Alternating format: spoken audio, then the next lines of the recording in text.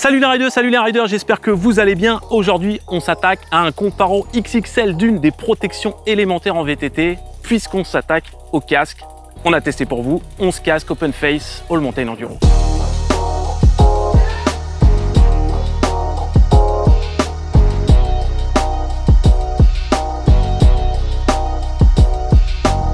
On va commencer ce big comparatif par le nouveau casque Alpinestar Vector Tech. Le Vector Tech, c'est la version du Vector avec MIPS du nouveau casque Alpinestar. Il est proposé à 179,95 €, fourni avec sa housse, et on l'a pesé sur notre balance à 428 grammes.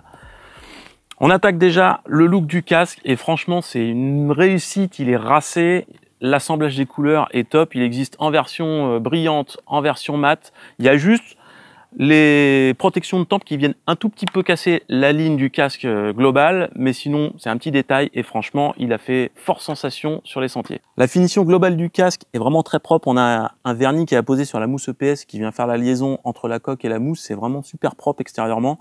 Il n'y a rien qui déborde. On a par contre une visière qui est faite en plastique un petit peu dur. Il y a une petite différence de couleur entre le marquage de la coque extérieure et celle de la visière. Donc un petit point qui serait amélioré s'il y avait une version future. À l'intérieur aussi, on a des belles mousses, elles sont bien finies. On a des lanières qui s'entortillent pas, qui sont assez classe, hein. On a un serrage occipital qui mériterait d'être un poil plus haut de gamme que celui-là. Voilà. Mais sinon, dans l'ensemble, le casque est vraiment bien fini. Le Vector Tech est un casque qui est très confortable. On a des mousses bien moelleuses et c'est très agréable à porter. On a même une petite mousse qui vient recouvrir le serrage occipital et vient parfaire le confort général du casque. En termes de ventilation, ça ventile très bien. Par contre, on a des mousses qui sont bien généreuses et du coup, on a un petit surplus de chaleur qui vient s'accumuler. Le casque Alpinestar offre une excellente protection. Il est bien couvrant et descend bien bas au niveau de la nuque. En plus, on a une protection des tempes et le système MIPS qui vient apporter une protection supplémentaire sur les chocs obliques. Niveau ergonomie, on a une visière qui est réglable en hauteur, qui se règle suffisamment haut pour pouvoir accueillir un masque en dessous dans les montées. Ça, c'est bien. En plus, la forme du casque permet un excellent maintien du bandeau. À l'intérieur, on a un réglage occipital qui est réglable en hauteur et en profondeur pour un ajustement précis. Le bilan de ce casque Alpinestar est très positif, hormis quelques petits détails qui pourraient encore progresser. On a un casque qui se détache du lot, qui sort du lot par un look vraiment racing et par un excellent confort.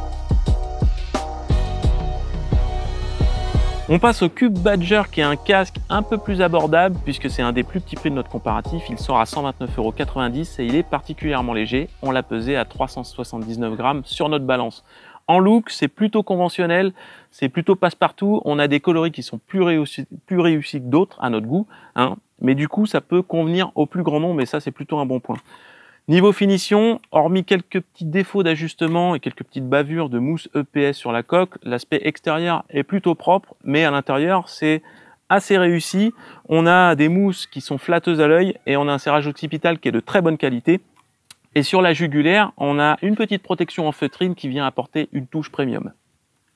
En confort, c'est pas le plus confortable, mais il est plutôt agréable à porter. On a des mousses intérieures qui sont assez fines, mais il est assez léger et du coup, il ne se sent pas sur la tête. Pour la gestion de la chaleur, si c'est pas le casque le plus aéré, la ventilation est suffisante pour réguler la température et éviter la surchauffe. Niveau protection, le casque est assez couvrant et descend bien bas. Par contre, il n'a pas le MIPS et le maintien n'est pas optimal parce que le réglage en hauteur du serrage occipital se dérègle trop facilement et ça peut être gênant. Pour les aspects pratiques, on a une visière qui est réglable en hauteur. Malheureusement, elle ne se relève pas assez haut pour accueillir un masque en dessous. Par contre, on a un serrage occipital qui est réglable en hauteur et qui est facile à manipuler et très précis.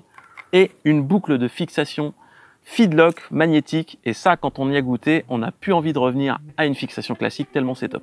On termine par le bilan de ce casque Cube. Il est plutôt homogène au vu du tarif auquel il est proposé. Par contre, il fait l'impasse sur le MIPS et il pourrait avoir un meilleur maintien. Le casque MT500 chez Endura est assez original, c'est le seul à embarquer la technologie de protection Coilrod.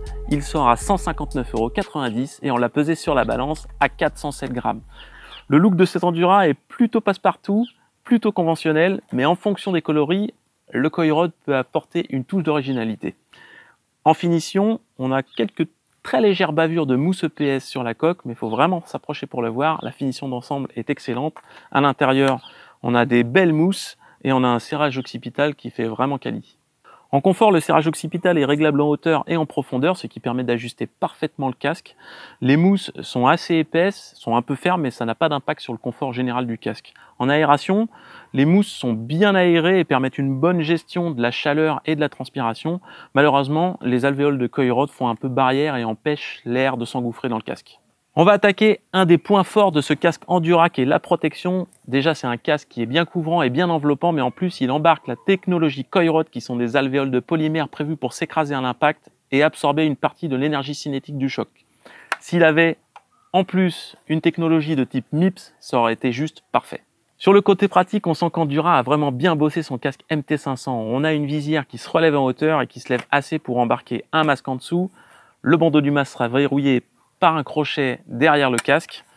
Ceux qui roulent en lunettes pourront placer leurs lunettes dans les deux aérations qui sont sur le devant et ça c'est bien pratique. Et à l'intérieur, on a un serrage occipital qui se règle en hauteur et en profondeur, qui est facile à manipuler et précis. On a un support de GoPro qui permet d'embarquer une caméra ou une lampe. Et petit bonus, le casque est fourni avec une housse de rangement. Ça c'est un plus appréciable. Bilan, avec un système type MIPS et une meilleure ventilation, cet Endura MT500 aurait pu jouer le haut du panier car il offre d'excellentes prestations et a de très bonne qualité. Il s'est montré très pratique et confortable. Si vous n'êtes pas sensible à la chaleur, un conseil, allez-y. On aborde une marque qui a plus de 30 ans d'expérience, c'est la marque Giro avec le casque Giro Montaro MIPS, un casque qui sort à un tarif de 169,90 € et qu'on a pesé à un poids tout rond de 400 grammes sur la balance. En look, sans être le plus original, c'est plutôt réussi. En plus, il est proposé dans un vaste choix de couleurs et ça, c'est plutôt appréciable pour trouver un casque à sa tête. C'est plutôt cool. En finition, franchement, il n'y a vraiment rien à redire. C'est vraiment ultra propre. Les matériaux sont de bonne qualité à l'extérieur comme à l'intérieur. On a les mousses EPS qui sont bien camouflées de partout, des bonnes sangles. On a même un petit logo Giro brodé en caoutchouc sur les lanières. On a à l'intérieur des belles mousses bien moelleuses et on a un petit raffinement avec des petits bandes de feutrine sous la coque MIPS et ça montre le soin apporté à la qualité de fabrication. En confort, on est vraiment sur un casque qui est très très confortable, qu'on ne sent absolument pas sur la tête. Le confort il est vraiment royal, les mousses à l'avant sont moelleuses. En aération c'est pareil, le casque ventile vraiment très très bien et en gestion de chaleur, on peut dire que ça fait vraiment partie du haut du panier, c'est vraiment très agréable. Pour la protection, le seul petit point qu'on pourrait relever sur ce Montaro MIPS, c'est qu'il manque un peu de couverture, il n'est pas aussi couvrant que les meilleurs dans ce comparatif. Par contre, il a le MIPS et ça c'est plutôt bon. On s'attaque au côté pratique de ce Giro Montaro. On a une visière qui est réglable en hauteur suffisamment haut pour y coller un masque en dessous. On a le bandeau du masque qui sera bien verrouillé par des ajouts en caoutchouc situés à l'arrière du casque. À l'intérieur, le réglage occipital est réglable en hauteur. Il est très très fin, c'est très précis. Par contre, il se manipule un peu difficilement parce que la molette est petite et bien franche. Mais une fois que le réglage est fait, c'est verrouillé et ça bouge plus et ça c'est top. On termine les aspects pratiques par un petit bonus qui est le support de GoPro qui permet d'emporter une caméra ou une lumière et il est équipé d'un système d'éjection automatique en cas de choc pour éviter de se prendre la caméra dans le crâne. Bilan, ce Giro Montaro ressort avec un coup de cœur Endurobike. Il offre d'excellentes prestations et il a de très bonne qualité. Le seul petit défaut qu'il a, c'est qu'il n'est pas assez couvrant et avec plus de couverture, il serait tout simplement parfait. Le Metrome existe en deux versions, une version classique et une version équipée du MIPS. La version classique sera à 150 €, la version avec le MIPS est à 20 € de plus. En toute franchise, pour 20 €, autant prendre plus de protection et prendre la version avec le MIPS. On l'a pesé, il est particulièrement light, 377 grammes sur notre balance. Le look est résolument moderne, il est vraiment très plaisant, les lignes sont assez originales, c'est très réussi. Et en plus, il y a un choix de coloris assez vaste. Et pareil, les couleurs sont dans la tendance. Niveau finition, c'est parfait. Il n'y a quasiment rien à dire. La visière est faite dans un plastique souple. C'est valorisant. Les ajustements sont précis. À l'intérieur, on a des belles mousses. On a un serrage occipital bien franc et bien qualitatif. Et franchement, c'est quasiment parfait. Le confort est également un des points forts du Met. C'est un casque qui est léger et qui est agréable à porter. Et en plus, il a une excellente ventilation et régulation de température. Du coup, c'est un casque dans lequel on ne chauffe pas du tout.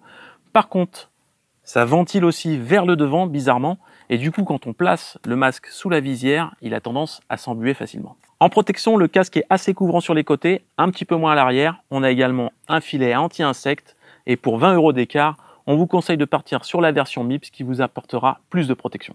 Côté pratique, on a une visière sur le mètre qui se règle en hauteur et qui se règle assez haut pour pouvoir y mettre un masque en dessous. On a un système de maintien du bandeau du masque intégré à la visière et le serrage occipital est réglable en hauteur. Et on a en option une lumière qui vient se rajouter dessus pour apporter un plus sécuritaire sur la route. Bilan, hormis quelques détails perfectibles, ce Metrome offre des prestations homogènes sur l'ensemble des critères. C'est un très bon casque. Le casque All Mountain de 661, c'est le Evo AM Patrol et il est plutôt abordable puisque c'est le moins cher des casques équipés du MIPS. Il est à 149,90 €. Par contre, il est un poil lourd puisqu'on l'a pesé à 441 grammes sur notre balance. Le look du 661 est plutôt réussi. On a une visière atypique, ça lui confère un look moderne. Moi, personnellement, j'aime beaucoup. La finition d'ensemble du 661 est plutôt bonne. On a juste un petit détail qui saute aux yeux, c'est que le casque est fait en deux coques. Donc on a la coque inférieure et supérieure et entre les deux on a une jonction en mousse EPS qui bave un peu et qui vient baisser la sensation de qualité de l'ensemble. Par contre à l'intérieur il n'y a rien à reprocher, les mousses sont belles, sont généreuses et en plus on a un serrage occipital de type BOA qui vient ajouter une touche premium à l'ensemble. Quand on regarde à l'intérieur du casque 661, on comprend pourquoi le confort est aussi excellent. On a des mousses partout, elles sont bien épaisses, bien généreuses, bien moelleuses et franchement on se sent vraiment comme dans un chausson à l'intérieur. Le casque en lui-même ventile vraiment très bien. Par contre, la prépondérance des mousses fait qu'il y a une petite accumulation de chaleur qu'on sent quand la vitesse se fait un petit peu plus lente et que du coup, il y a un petit peu moins de ventilation. Le casque a un petit peu tendance à surchauffer. C'est un petit point qu'on se devait de vous signaler. Côté protection, la visière du 661 semble être faite pour sauter en cas d'impact. On a aussi une bonne couverture, il descend bien bas. Et avec l'option MIPS, on a une réelle sensation de sécurité dans ce casque. C'est sur le côté pratique qu'on sent que 661 a fait un petit peu l'impasse. Le seul détail pratique, même très pratique, c'est le serrage occipital de type BOA. Il est ultra précis et vraiment très pratique à manipuler. Par contre, on a une visière qui est fixe, elle ne se relève pas, donc elle n'est pas réglable. Et du coup, on ne peut pas ni mettre le masque en dessous. Et à l'envers, le bandeau du masque a également du mal à passer. Bilan de ce 661, il a un tarif plutôt attractif et d'excellente qualité sur certains critères. Par contre, 661 a fait clairement l'impasse sur le côté pratique, mais si ce n'est pas votre priorité, il vous conviendra parfaitement. Le AXS Striker AM est avec le Cube, le casque le moins cher de ce comparatif, puisqu'il est proposé à un tarif de 129,90 €. Sur la balance, on l'a pesé à 417 grammes. Niveau look, c'est plutôt réussi, il y a pas mal de couleurs au catalogue, soit flashy, soit plus sobre, mais les couleurs sont assez tendances. Et le seul point qu'on a à signaler, c'est que suivant les tailles, il peut faire un petit peu gros sur la tête. Pour la finition d'ensemble, c'est excellent. Sur la coque extérieure, on n'a aucune bavure de mousse EPS à signaler. On a juste un petit détail qu'on pourrait relever, c'est une légère différence de couleur entre la visière et la coque du casque, mais sinon à part ça, franchement c'est très très propre. À l'intérieur, c'est pareil, on a un serrage occipital qui est valorisant, qui a l'air de très bonne qualité, on a des belles mousses et on a un petit raffinement avec une petite mousse au niveau de la jugulaire qui vient protéger et apporter un peu plus de confort au niveau du menton. Niveau confort, justement, si la première fois qu'on le met sur la tête, on peut sentir un confort un petit peu ferme, le casque se fait vraiment vite oublier, il est assez léger et du coup on le sent pas du tout sur la tête. Et en plus, il a une très bonne gestion de la température, il ventile extrêmement bien, on sent vraiment l'air passer dans les cheveux et c'est vraiment l'un de ses points forts. Pour la protection, le seul petit détail qu'on pourrait lui reprocher, c'est qu'il n'est pas proposé avec une option de type MIPS ou système équivalent. Mais sinon, c'est un casque qui est très couvrant et qui a une coque qui est assez épaisse et qui inspire vraiment confiance. Un autre point fort de ce casque AXS, c'est ses aspects pratiques. On a une visière réglable en hauteur. Elle se règle assez haut pour pouvoir y embarquer un masque dessous dans les montées. On pourrait par contre avoir un petit système supplémentaire pour mieux maintenir le bandeau du masque, parce que certains masques ont le bandeau qui a tendance à sauter quand vous relevez le masque. Sinon, à l'intérieur, on a un serrage occipital qui est réglable en hauteur, qui est pratique, rapide et précis. On a, comme je vous ai parlé tout à l'heure, une petite mousse pour la jugulaire et surtout la fameuse boucle magnétique de type Feedlock. Et ça, c'est vraiment très pratique. Pour synthétiser, pour un prix vraiment ultra attractif, on a un casque qui est rempli de qualité et ça en fait le meilleur rapport qualité-prix de notre comparatif. Le casque Uvex Quattro Integrale est le casque le plus léger de ce comparatif. On l'a pesé sur notre balance à 361 grammes. son tarif, 149,95 €. On aborde déjà son look.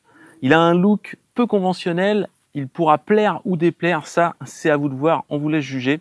Et avant de passer à la suite, on a quand même un point extrêmement important à signaler, c'est la petite étiquette apposée à l'arrière du casque avec marqué Made in Germany, et voir fabriquer un casque sur le sol européen, c'est déjà une grande victoire et on y est très sensible. Ça, c'est un excellent point. Abordons maintenant la finition générale du casque. Pour un produit Made in Germany, on pourrait s'attendre à quand même à des matériaux qui sont beaucoup plus valorisants. Si la finition d'ensemble est très bonne, on a un matériau de la visière qui est en plastique granuleux, qui est pas très flatteur à l'œil, et ça c'est bien dommage. Par contre, à l'intérieur, c'est un petit peu plus quali. On a un serrage occipital qui est d'excellente facture, et les mousses, l'aspect général, respire la qualité. Pour le confort, attention au sizing parce qu'il fit un petit peu petit, du coup le casque peut toucher à l'arrière du crâne, donc c'est un casque vraiment à essayer avant d'acheter. Sinon, à part ça, il est très léger et très agréable à porter, et en ventilation, il s'en sort pas trop mal. C'est dans la bonne moyenne de ce comparatif. Niveau protection, il est assez light pour une pratique enduro. Déjà, pas d'option MIPS pour ce modèle, et en plus, il reste un peu au perché et est moins couvrant que la majeure partie de ses concurrents. On aborde maintenant les aspects pratiques. On a une visière qui est réglable en hauteur. Le masque passe tout juste dessous, mais vous l'aurez encore dans le champ de visière, et c'est un petit peu dommage de ne pas avoir mis un cran de réglage supplémentaire pour bien mieux le caser en dessous. On a également un petit filet anti-insectes au niveau des entrées d'air, et le réglage occipital est réglable en hauteur. En fait, c'est tout le tour qui est réglable en hauteur, ça c'est bien pensé, et en plus il est rapide, pratique et précis.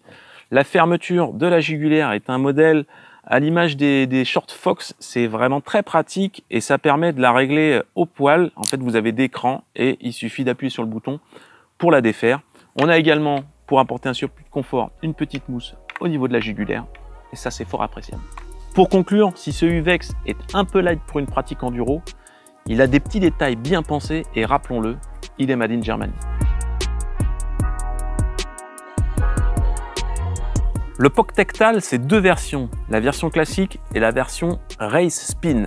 C'est un casque qui fait partie des plus légers du comparatif, puisqu'on l'a pesé à 369 grammes sur notre balance. Et c'est aussi l'un des plus chers, puisque la version classique est à 200 € et la version Race Spin est à 230 €. On a classé le POC dans le haut du panier niveau look. Franchement, il nous a beaucoup séduit. Il est sobre, il est classe. L'assemblage, que ce soit des couleurs mates ou brillantes, c'est vraiment très réussi.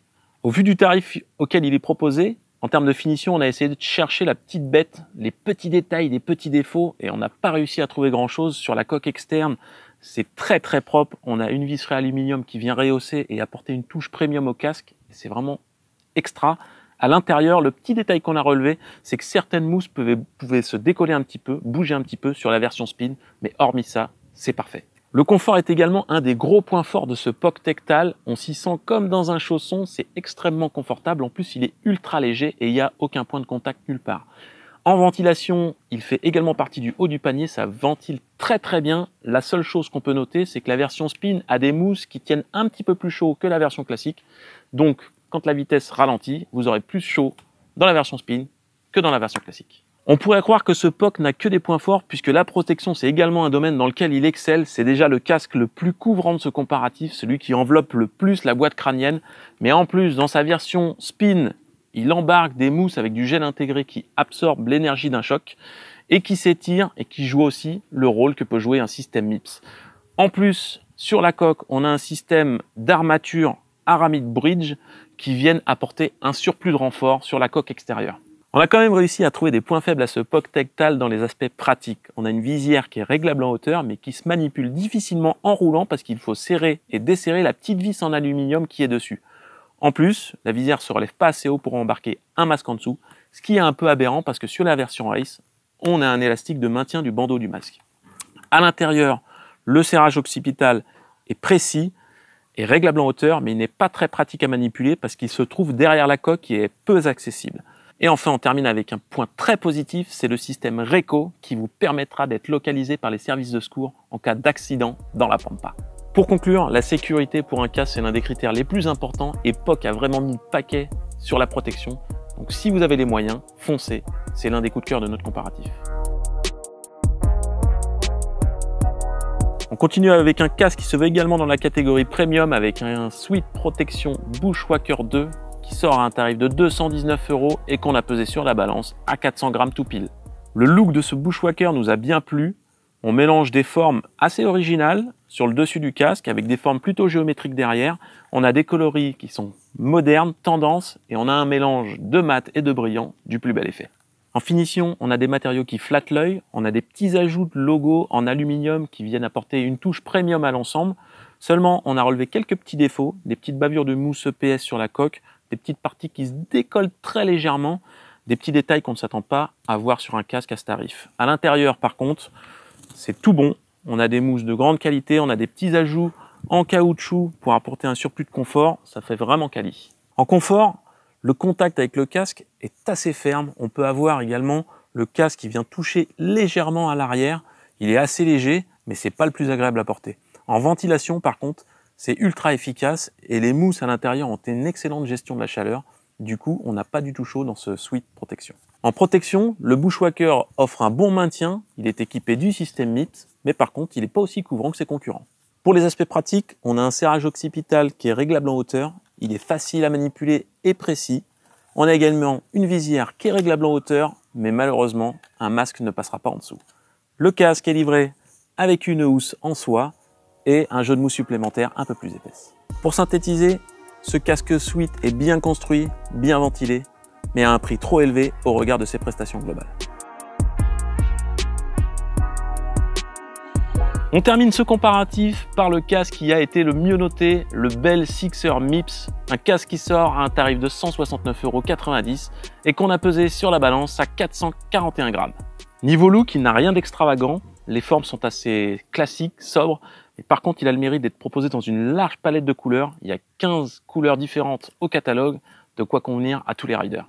En termes de qualité de fabrication, le Bell est bien construit, les finitions sont propres, il y a quelques très légères bavures de mousse EPS sur la coque extérieure, mais il faut vraiment s'approcher pour les voir.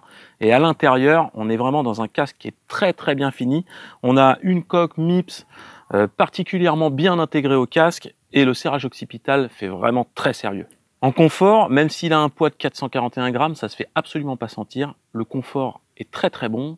Le contact des mousses est très agréable et il n'y a aucun point de contact nulle part, de quoi envisager de bonnes grosses journées de ride. En aération, c'est également très bon, il y a une bonne gestion de la chaleur et en plus, on peut gérer l'aération en fonction des conditions extérieures avec la visière. Quand on la baisse, ça bouche les aérations de devant et du coup, ça évite d'avoir trop froid. Donc ça, c'est un excellent point. En protection, c'est tout bon également, il intègre le système MIPS et on a un casque qui est bien couvrant et qui couvre bien les côtés et l'arrière du crâne. On termine par un des gros points forts de ce Bell Sixer, les aspects pratiques. La visière se relève assez haut pour y embarquer un masque en dessous. Le bandeau du masque est bien maintenu par une bande en caoutchouc située à l'arrière du casque. À l'intérieur, on a un serrage occipital réglable en hauteur, pratique, rapide et précis. Et on a un système d'évacuation de la transpiration sur le devant du casque qui marche vraiment très bien. Ajoutez à cela un support pour GoPro ou lampe amovible et qui est prévu pour s'éjecter en cas d'impact et pour éviter que la caméra rentre dans le crâne.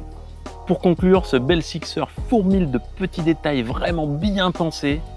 Il est très homogène, quasiment parfait sur tous les critères. C'est pour ça que c'est le meilleur de notre comparatif.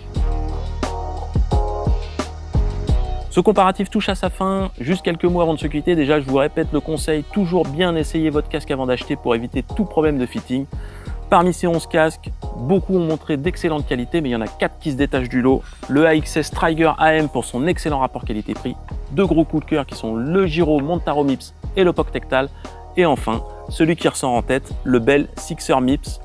Sur ce, je vous invite à aller voir le site enduro-bike.com avec l'article et tous les détails sur les 11 casques. Moi, je vous dis à la semaine prochaine. Ridez bien, ridez safe. Ciao. Salut les riders, salut les riders, j'espère que vous allez bien. Aujourd'hui, on va s'attaquer à un comparatif XXL d'une des protections élémentaires en VTT puisque c'est un casque. Putain, c'est un casque, c'est le casque de mon... Putain!